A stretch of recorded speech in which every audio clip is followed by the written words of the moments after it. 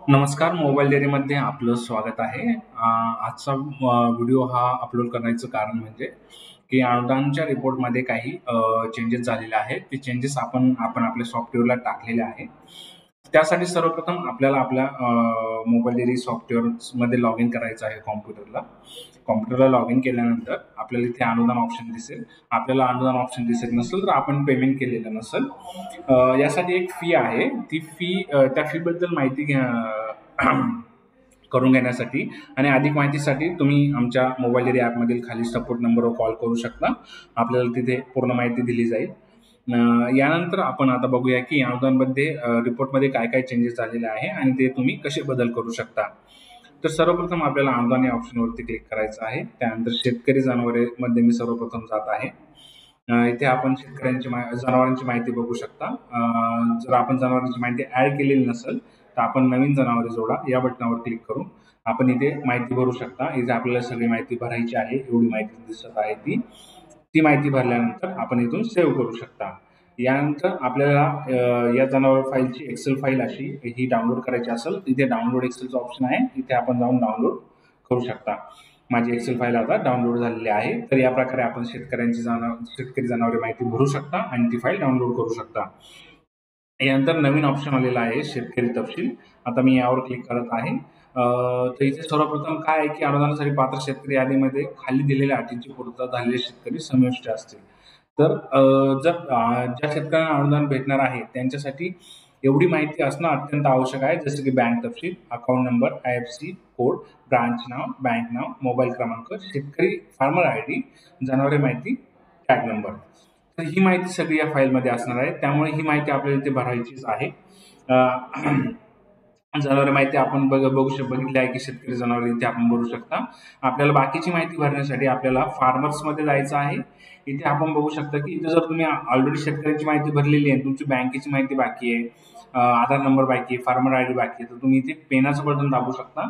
त्यानंतर इथे ती माहिती अपडेट करू शकता. जसं की आधार नंबर, फार्मर ID, बँकेचे डिटेल असेल तर बँकेचे डिटेल पण टाकू शकता. आणि ही माहिती तुम्ही अपडेट करून सेव्ह करू शकता. इथे अपडेटचं बटन आहे. आता मला अपडेट करायचं नाही, मी फक्त कट करतो.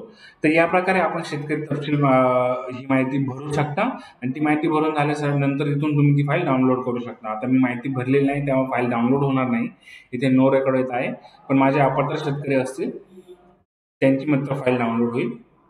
इथून मी अपात्रांची फाईल डाउनलोड करू शकता आणि या फाईलमध्ये जाऊन मी कारणं चेक करू शकतो की इथे का अपात्र आहे. जसे की काय कारण आहे ते अपात्र असण्याची.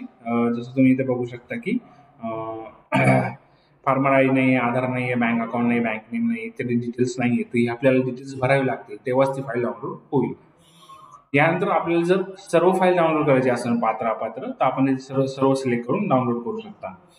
यानंतर आता आपला ऑप्शन आहे पेमेंट रिपोर्ट. पेमेंट रिपोर्ट केल्यानंतर पेमेंट रिपोर्टमध्ये काय आहे की आपल्याला आधी बिल असणं गरजेचे आहे. त्यानंतर आपण इथे बघू शकता की इथं आपल्याला तारीख येते की आपल्याला कोणत्या तारखेस पाहिजे. आता मला जर 21 ते 31 जुलैच पाहिजे असेल तर मी इथे क्लिक करू शकतो आणि ते रेकॉर्डिंग इथून डाउनलोड करू शकतो. यानंतर अनुदान पात्र शेतकरी ते इथे डाउनलोड करण्यासाठी मला इथं ऑप्शन आहे.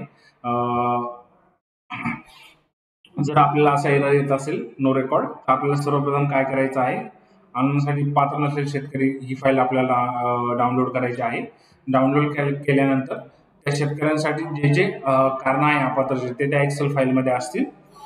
ती सगळी कारणं आपल्याला तिथून हे करायची आहे.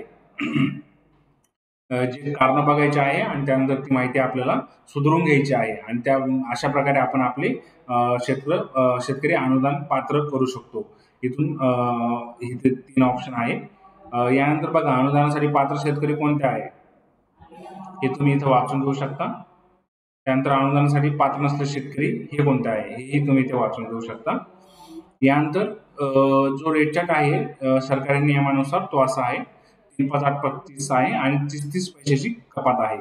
ठीक आहे. तर या प्रकारे रेट चार्ट हवा आणि या सगळ्या निकष कंप्लीट झाल्यानंतर तुम्ही इथून अनुदान पात्र असलेले शेतकरी फाईल डाउनलोड करू शकता.